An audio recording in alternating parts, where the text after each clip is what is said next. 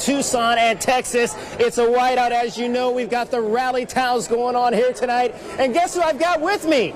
I've got Dusty here. And Dusty, you know, I don't know how to skate, but I do know how to fight. Let's do it.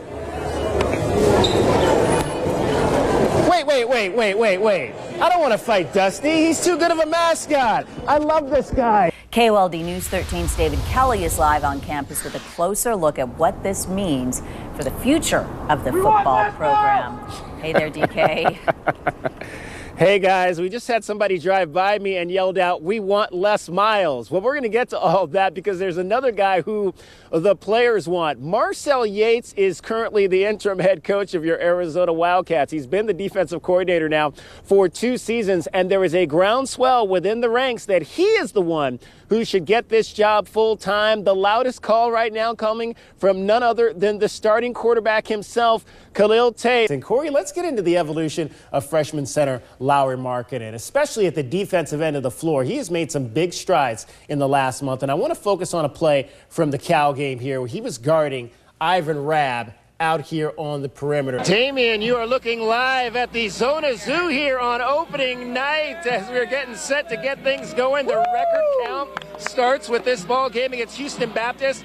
And what do we find out in these first 2 exhibition games about this new edition of the Wildcats? We found out that there are 2 very good players on this team named Brandon. Before we get to game time, it is food time out here at the Casino del Sol, and I am joined by Chef Rod. As always, we've got a pair of delicacies from the 2 teams that are playing tonight. And let's talk about Kansas City first, Chef Rod, because you cannot go to Kansas City without talking about barbecue. And we've got some delicious barbecue beef brisket ends here tonight. As much as you can look at the fact and say, okay, yeah, you get those 2 points, you win by 1. To me, I also look at the fact that there were 3 dropped touchdown passes in this game. When U of A 2006 product Mark Melanson signed his contract with the Giants back in December, he was the highest paid closer in the history of the game. And that, folks, right there is some history. The last time the Cardinals won a football game in Green Bay, their home was in Chicago, and the year was 1949.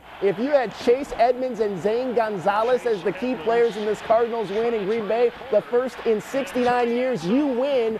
Edmonds, 2 touchdowns. Gonzalez, 2 field goals, including the eventual game winner with 1:51 to play.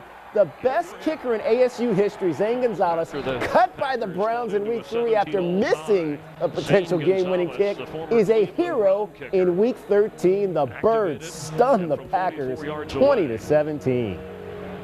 I mean, it's amazing, especially for this team and this organization, just the way they let me come in here and open arms, like I said before. And I mean, I'm just happy to be able to do this for the team and get a team win.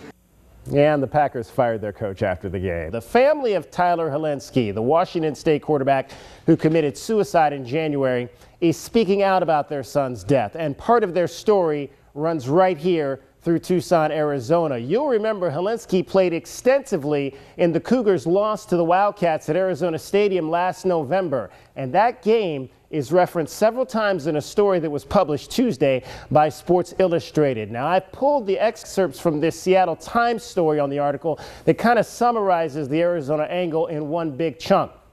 It begins with the Hilinskis, who told Sports Illustrated that Tyler was distressed after the Arizona loss and that he told his older brother Kelly that he had sustained a hit that rocked him.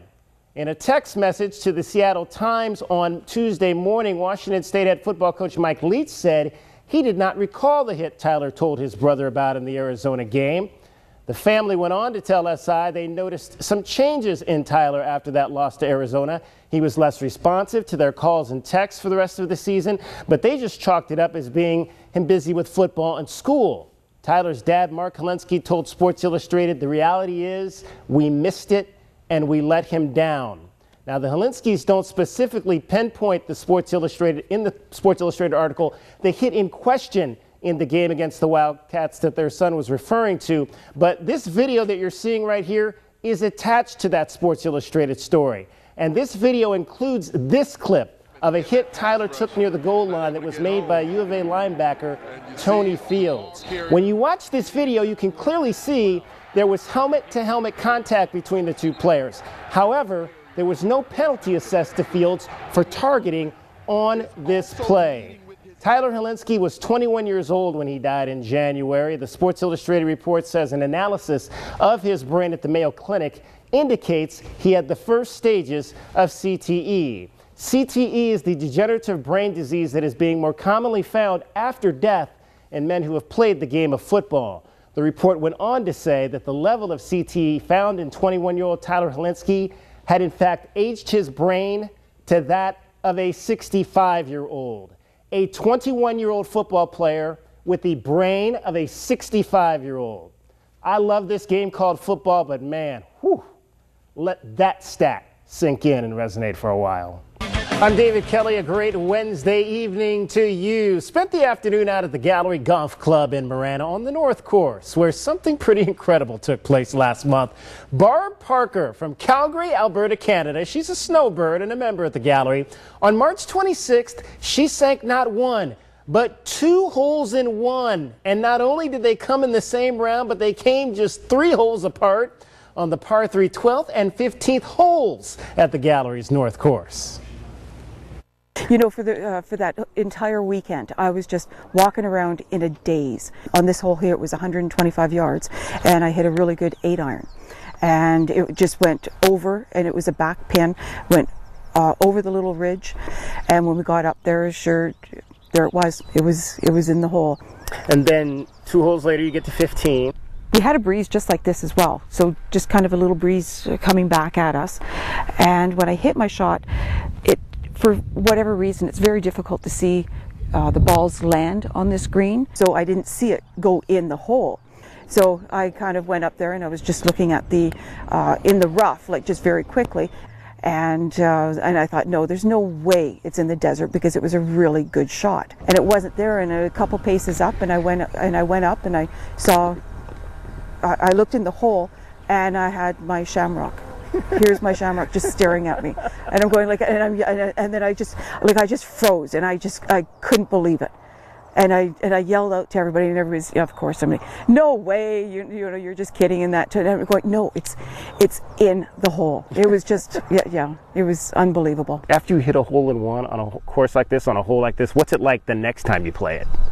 You know what, I didn't have any expectations, and which is kind of odd, but I just consider myself to be so totally lucky to have 2 of them in one round and 4 of them in total. It's just, yeah, I have no expectations. And then today, back at the par 3 15th, all Barb did was this. Serious? Look at this! Wow. Oh my gosh.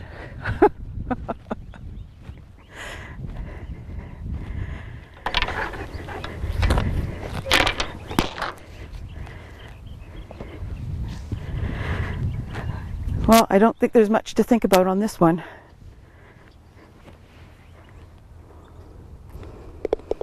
Birdie. I like this hole.